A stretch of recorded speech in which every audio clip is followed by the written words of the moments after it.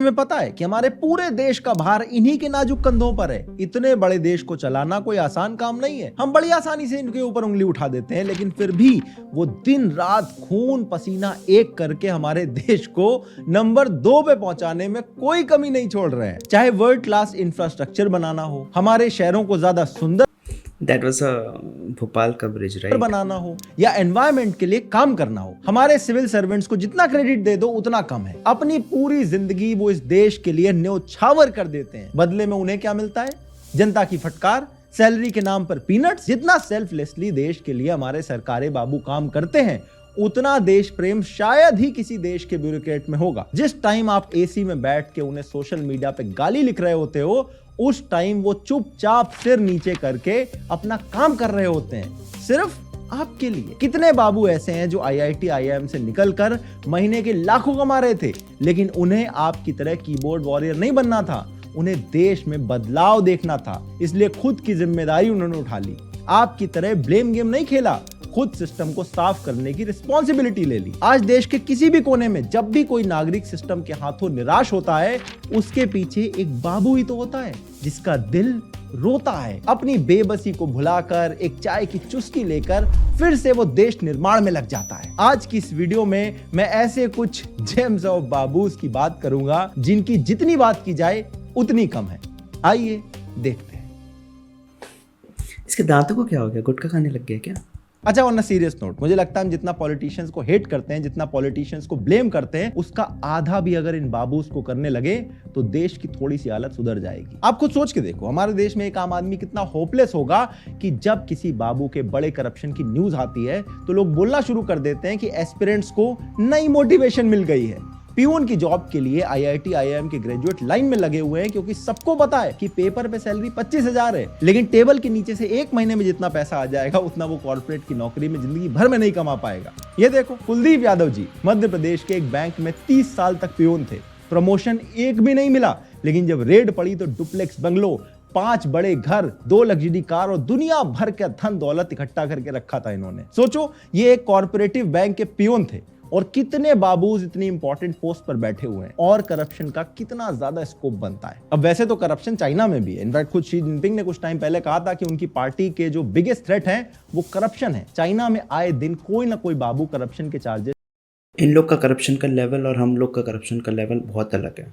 इनके में थोड़ा सा भी इन्फ्रैक्शन हो जाएगा उसे करप्शन बोलने लगते हैं, और हमारे यहाँ तो थोड़ा तो इन्फ्रैक्शन तो एक तरह से एक नॉर्म है, रूल है, इसमें पकड़ लिया जाता है। बल्कि चाइना के सेंट्रल बैंक के डिप्टी गवर्नर, चाइनीज आर्मी के top admiral, oil and gas company का चेयरमैन तक करप्शन के चार्जेस में पकड़े जा चुके हैं। इस लेवल पर चाइना में करप्शन हो रहा है, लेकिन फिर भी चाइना चोंकिंग जैसी सिटीज, जिसे देखकर हम ये सोचते हैं कि इंडिया के बाबूस तो ऐसे ड्रीम भी नहीं कर सकते, इसलिए बना पा रहा है क्योंकि वहां पर करप्शन जरूर है, लेकिन अपनी जेब भरने के बाद जो काम किया जाता है उसमें कोई कमी नहीं छोड़ी जाती है। ऐसा सिस्टम बना हुआ है कि जैसे ही कोई सिस्टम के साथ बाबू छेड़छाड़ करता है, तुरंत करप्शन के केसेस में धर लिया जाता है। लेकिन भारत में ऐसा नहीं होता है। यहाँ के बाबू अपनी जेब तो भरते हैं, लेकिन उसके बाद काम भी फॉर्मेलिटी के लिए ही करते हैं। किसी को यह फर्क नहीं पड़ता कि पुल टूटेगा या कितने लोग दब के मर जाएंगे, सड़क के गड्ढों में कितने एक्सीडेंट होंगे, क्योंकि हमारे यहाँ बाबूस को कोई कॉन्सिक्वेंस फेस नहीं करना पड़ता है। इसीलिए हमारे बाबूस कुछ ऐसे आर्किटेक्चरल मार्वल क्रिएट करते हैं। ये मुंबई के गोखले ब्रिज के बारे में आपने सुना होगा। BMC को गोखले ब्रिज और एक फ्लाईओवर को कनेक्ट करना था, लेकिन जब कंस्ट्रक्शन पूरी हुई तो पता चला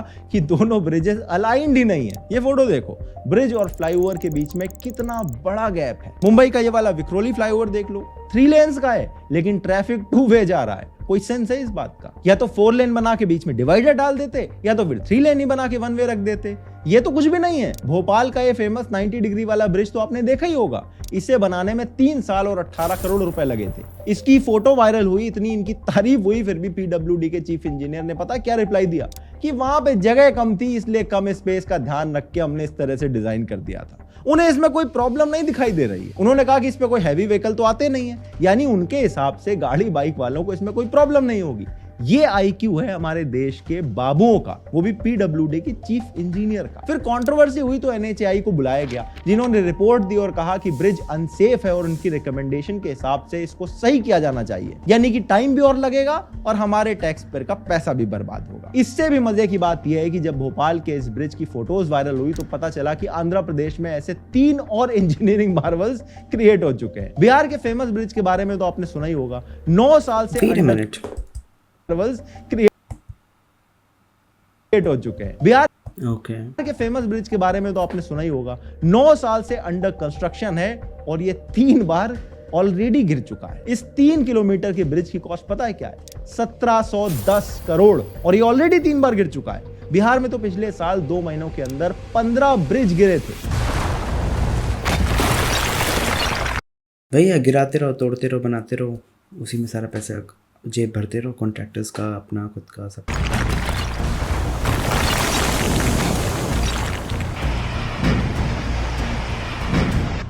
जरा इमेजिन करके देखो कितना टैक्स पेयर का पैसा यहां बर्बाद हुआ होगा और कितना उन्हें दोबारा बनाने में और बर्बाद होगा, और इन सब में कितने लेवल पे करप्शन चल रहा होगा। बिहार वैसे भी अपने आप में अलग ही लीग में चलता है। बिहार शरीफ में स्मार्ट सिटी प्रोजेक्ट के अंदर एक क्लॉक टावर बनाना था। ये देखो क्या वर्ल्ड क्लास क्लॉक टावर बनाया गया है, वो भी 40 लाख रुपए से।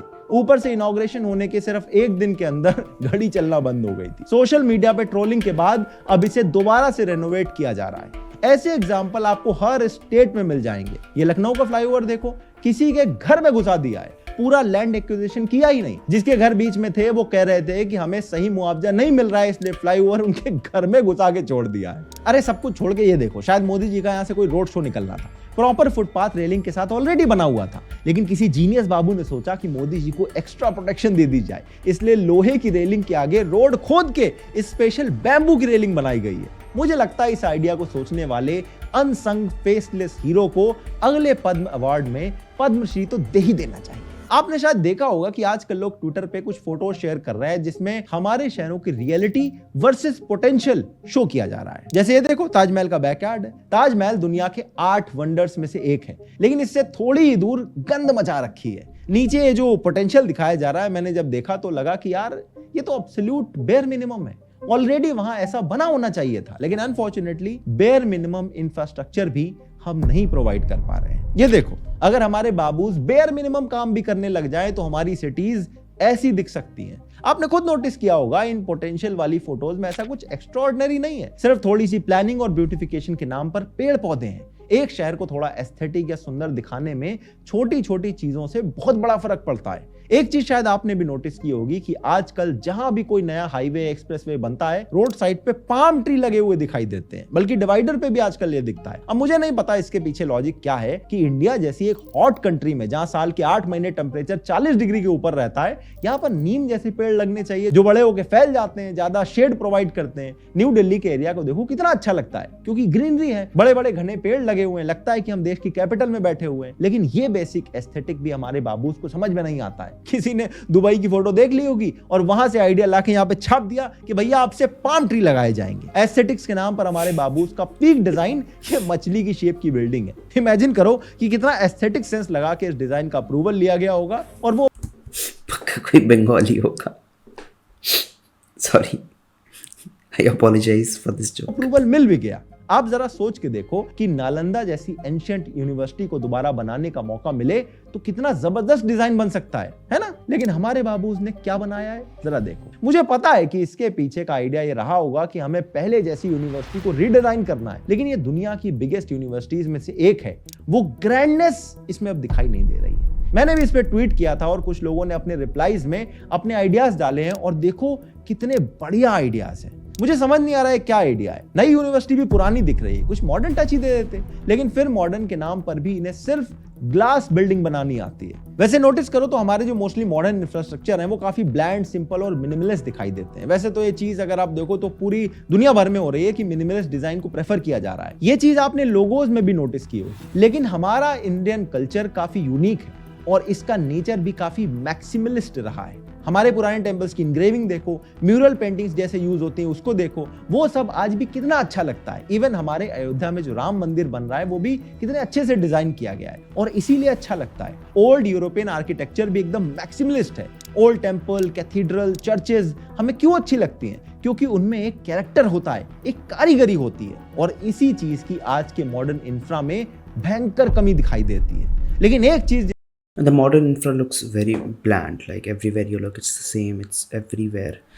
The glass buildings, the footpaths, the roads, the doorknobs, the doors, everything looks exactly the same. There is no character, there is no defining features of distinguishing features of any building, any structure. इसमें हमारे बाबू बिल्कुल कमी नहीं छोड़ते, वो है हाँ, but चीज़ें ही बन जाए वही बहुत है, डिज़ाइन तो बात की बात है। लाल पीली लेजर लाइट्स, अच्छी से अच्छी जगह में ये लेजर लाइट लगा के पूरा हक देते हैं। ये देखो, ऐसे आपको कितने सारे एग्जांपल दिख जाएंगे। कोई भी अच्छा सा प्रोजेक्ट लॉन्च होता है, दिन भर अच्छा लगता है, लेकिन शाम होते ही जैसे लेजर लाइट चलती हैं पूरा मूड खराब हो जाता है। आप कभी भी नोटिस करना, एक जो वार्म टोन की येलो लाइट होती है वो लेजर लाइट से 1000 गुना अच्छी लगती है। ये देखो, ये वीडियो कोटा की है जिसे टियर 2 सिटी कहा जाता है, लेकिन सिर्फ लाइटिंग की वजह से कितना सुंदर लग रहा है। राम मंदिर में भी या कोटा में जो उन्होंने एक रिवर फ्रंट बनाया हुआ, it's very good looking, it's a place to be.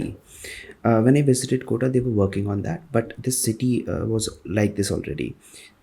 शाम में इतनी वार्म लाइटिंग बना के और पत्थरों का बना के, it looked very good. Rajasthan people, like in Rajasthan you see a lot of this old stuff which still looks really good.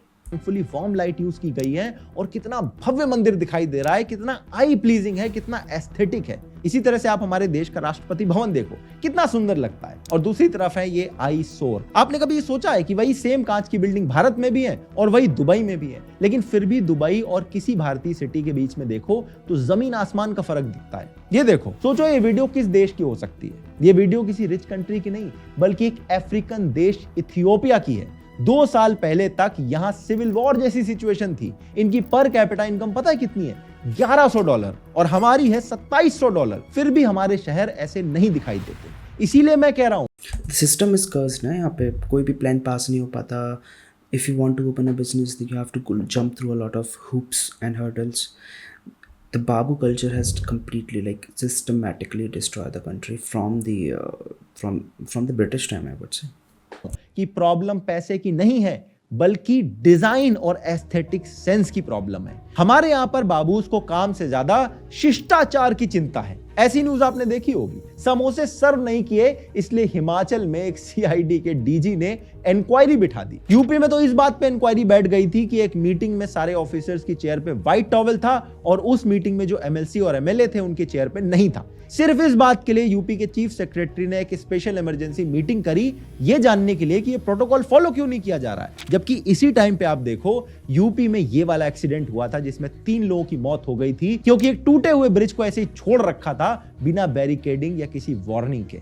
तो मतलब एक टूटे हुए ब्रिज के आगे वार्निंग लगाने से ज्यादा जरूरी यह है कि इनकी कुर्सी में सफेद टॉवेल क्यों नहीं डाला जा रहा है। ये देखो, यूपी में एक डिस्ट्रिक्ट जज साहब ने चाय बिस्कुट मांगे और स्टाफर ने चाय के साथ में दालमोट ले आए तो मिलॉर्ड को गुस्सा आ गया और स्टाफर को शो कॉज नोटिस जारी कर दिया। ऐसे थोड़ी 5 करोड़ केस पेंडिंग पड़े हमारे देश के अंदर। इसे कहते हैं पावर ट्रिप। ये देखो, एक आईएएस आईपीएस कपल होगा, उनके घर पे 56 कांस्टेबल ड्यूटी में लगे हुए थे, सबको अपने नौकरों की तरह लगा रखा था और इसी के लिए हमारे देश में करोड़ों बच्चे।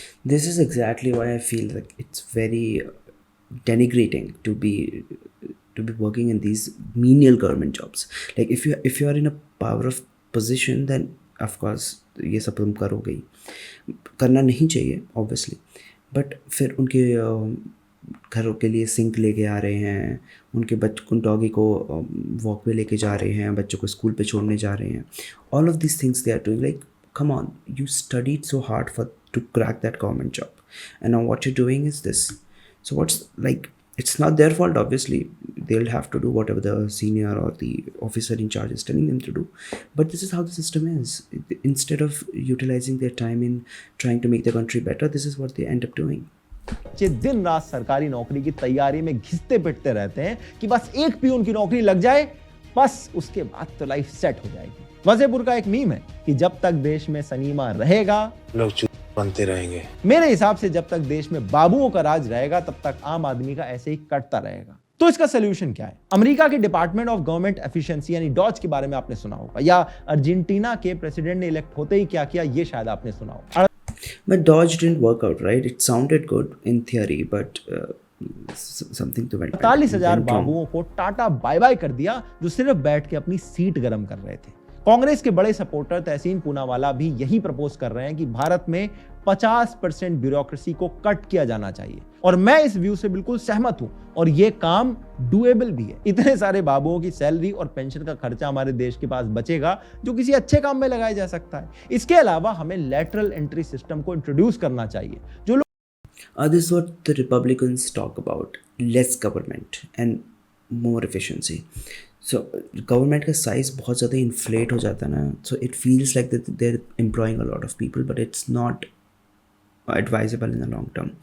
So you have to minimize the government and maximize the efficiency. तो किसी भी फील्ड में 25-30 साल से काम कर चुके हैं, सीनियर पोजीशन पे बैठे हुए हैं, उनको सरकार हायर कर सकती है। वरना हमारे बाबू एक एग्जाम क्लियर करके आते हैं और पूरी जिंदगी कभी किसी मिनिस्ट्री में चले गए, कभी किसी दूसरी में चले गए, कोई स्पेशलाइजेशन तो होती नहीं है। अब लोग बोलेंगे कि नहीं, मोस्टली आईएएस बीटेक होते हैं। मैं इनकी रियलिटी भी आपको दिखा देता हूँ। मैकेनिकल आपने पढ़ा है, आईसी इंजन आप पढ़ाते थे, मुझे बताइए कि एमपीएफआई इंजन एक कार्बोरेटर इंजन से कैसे अलग होता है? सर कार्बोरेटर इंजन में सर कार्बोरेटर यूज़ करते हैं, और गुड।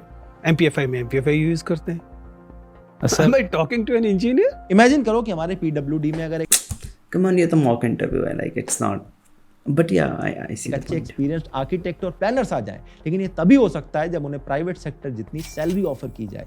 इसरो के चीफ साइंटिस्ट ने एक बार अपनी स्पीच में कहा था कि आईआईटीएंस इसरो में नहीं आ रहे हैं क्योंकि इसरो का पे स्ट्रक्चर देख के वो भाग जाते हैं। अब आप सोच के देखो, किसी स्टूडेंट को अगर महीने के लाखों रुपए कोई प्राइवेट कंपनी दे रही हो तो वो शायद ही कभी इसरो में ज्वाइन करना चाहेगा। आजकल तो भारत के अंदर ही स्पेस रिसर्च वाली इतनी प्राइवेट कंपनी आ चुकी हैं, बाहर जाने के ऑफर मिलते हैं। इसीलिए जो सिस्टम है ना कि कैबिनेट सेक्रेटरी से ऊपर की सैलरी नहीं मिलेगी, ये बहुत फ्लॉड है, क्योंकि एक कैबिनेट सेक्रेटरी की हाईएस्ट सैलरी 2.5 लाख रुपए पर मंथ होती है, जो प्राइवेट सेक्टर के कंपैरिजन में कुछ भी नहीं है। इतनी सैलरी तो इसरो के एक जूनियर साइंटिस्ट को देनी पड़ेगी अगर आपको आईआईटीएंस को अट्रैक्ट करना है। अदरवाइज या तो वो किसी प्राइवेट सेक्टर की जॉब पकड़ लेंगे, या तो वो यूपीएससी सिर्फ इसलिए निकालेंगे क्योंकि उन्हें भी जनरेशनल वेल्थ का इंतजाम करना है। अगर ये वाला वीडियो आपको अच्छा लगा तो अगला वीडियो आपको और अच्छा लगेगा। स्क्रीन पे लगा दिया है,